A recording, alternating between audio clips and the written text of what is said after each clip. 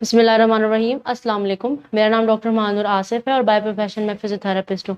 अक्सर औक़ात हमारे पास क्लिनिक में पेशेंट्स पाँव और टखनों की दर्द की शिकायत लेकर आते हैं और जब हम इन पेशेंट्स को असेस करते हैं तो हमें मालूम होता है कि या तो वो सीढ़ियों से स्लिप हुए जिसकी वजह से उनके पाँव में दर्द हुआ, या अक्सर औक़ात एथलीट्स भागते हुए उनका एंकल ट्विस्ट कर जाता है। इसी तरह ख़वातीन ऊंची एड़ी वाली जूती का इस्तेमाल करते हैं तो अक्सर चलते हुए उनका पाँव मुड़ जाता है, या अगर कोई भाग रहा हो और उसका पाँव किसी चाय के साथ टकरा जाए तो उसके बाद भी उसका पाँव मुड़ सकता है। इसको हम आम ज़ुबान में पाँव में मोच आना कहते हैं या इसको एंकल स्प्रेन कहा जाता है।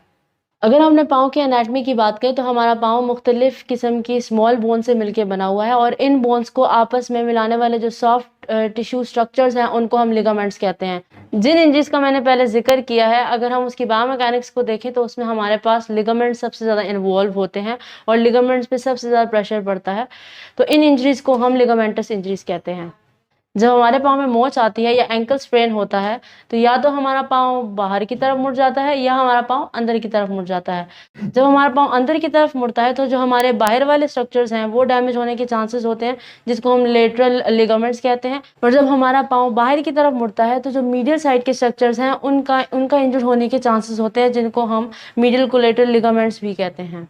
In case of severe injury या सिवियर एंकल स्ट्रेन, लिगामेंट्स के साथ साथ हमारे और भी जो सॉफ्ट टिश्यू स्ट्रक्चर्स हैं वो इन्वॉल्व हो जाते हैं, जिसमें हमारे मसल्स आते हैं, टेंडन्स आते हैं।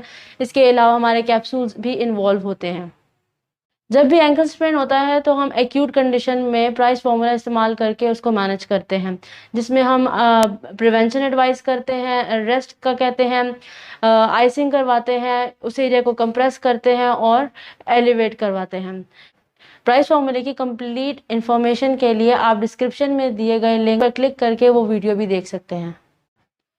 प्राइस फार्मूले से एक्यूट फेज को मैनेज करने के बाद जो एक्सरसाइजेज पेन को मैनेज करने के लिए हम प्रिस्क्राइब करते हैं उसमें सबसे पहली एक्सरसाइज एंकल पंपिंग है, जिसमें आपने पाँव को अपनी तरफ मूव करना है और फिर अपने से ऑपोजिट डायरेक्शन में मूव करना है। एंकल पंपिंग के दौरान आपने अपने पाँव को नीचे की तरफ मूव करना है और फिर उसे ऊपर की तरफ मूव करना है, और कोशिश करनी है कि जब आप नीचे की तरफ मूव करें तो उसको 5 सेकंड के लिए होल्ड करें, और जब आप अपनी तरफ उसको मूव करें तो उसको भी 5 सेकंड के लिए आप होल्ड करें। आप ये एक्सरसाइजेज एट ए टाइम भी कर सकते हैं दोनों पाँव पे, और अगर आप एक पाँव पे करना चाहते हैं तो आप एक पाँव पर भी कर सकते हैं। एंकल पंप्स के बाद जब हमारे मसल्स थोड़े बेहतर हो जाते हैं तो उसके बाद हम थोड़ी सी इन एक्सरसाइज में रेजिस्टेंस ऐड करते हैं। रेजिस्टेंस के लिए अगर हमारे पास क्लिनिक में जब पेशेंट आते हैं तो हम थेराबैंड का इस्तेमाल करते हैं। घर में इन एक्सरसाइज को परफॉर्म करने के लिए आप कोई दुपट्टा लेके इन एक्सरसाइज को परफॉर्म कर सकते हैं। एंकल पंपिंग के बाद मसल्स में स्ट्रेंथनिंग के लिए हम रेजिस्टेंस ऐड कर सकते हैं, और रेजिस्टेंस के लिए आप घर में कोई दुपट्टा भी इस्तेमाल कर सकते हैं और क्लिनिक में हम थेराबैंड यूज़ करते हैं, और उससे जब आप ये एक्सरसाइज करें तो आप थेराबैंड को एज अ रेजिस्टेंस यूज़ कर सकते हैं इस एक्सरसाइज करने के लिए। जब आप दुपट्टे से करेंगे तो आपने दुपट्टे को अपनी तरफ खींचना है और पाँव से उसे नीचे की तरफ मूव करना है। इस दौरान आपके मसल्स का जब जोर लगेगा तो उससे आपके मसल्स की स्ट्रेंथनिंग होगी और जो आपको पेन हो रही है वो सबसाइड हो सकती है। टो स्टैंडिंग के लिए आप अपने पंजों पर वजन डालकर खड़े हो जाएं, और इस एक्सरसाइज को आप एक दफ़ा में 10 दफ़ा कर सकते हैं और उसके 3 सेट्स लगाएं। आपने अपने हील पर वजन डालकर खड़े हो जाना है और इसको आपने परफॉर्म करना है। इस एक्सरसाइज में आप घर में कोई भी बॉल इस्तेमाल कर सकते हैं और उसके ऊपर आप अपने पाँव को ऐसे आगे और पीछे की तरफ मूव कर सकते हैं, और इस दौरान हमारे जो इंट्रिंसिक मसल्स हैं उनकी स्ट्रेंथनिंग होती है। इसके अलावा आप इस बॉल से अपने पाँव के थ्रू ABC भी लिख सकते हैं। ये एक्सरसाइज आपकी एंकल पेन को मैनेज करने के लिए बहुत ज़्यादा हेल्पफुल साबित हो सकती है।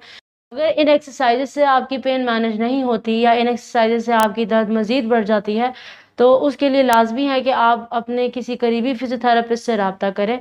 अक्सर औक़ात इन पेशेंट्स को ट्रीट करने के दौरान हम क्लिनिक में कुछ मोडेलिटीज़ का इस्तेमाल करते हैं जो कि पेन रिलीव करने में बहुत ज़्यादा हेल्पफुल होती हैं। तो अगर आपको इस तरह की कोई भी कंडीशन है तो आप उसके लिए हमारे से रब्ता कर सकते हैं, और आप दिए गए नंबर पर रब्ता करके हमारे पास क्लिनिक में आ सकते हैं। मैं उम्मीद करती हूँ कि आपको ये वीडियो पसंद आई होगी। अगर आप कुछ पूछना चाहते हैं या अपना फीडबैक देना चाहते हैं तो आप कमेंट्स में ज़रूर लिखिएगा। अपना और अपने प्यारों का ख्याल रखिए। अल्लाह हाफ़िज़।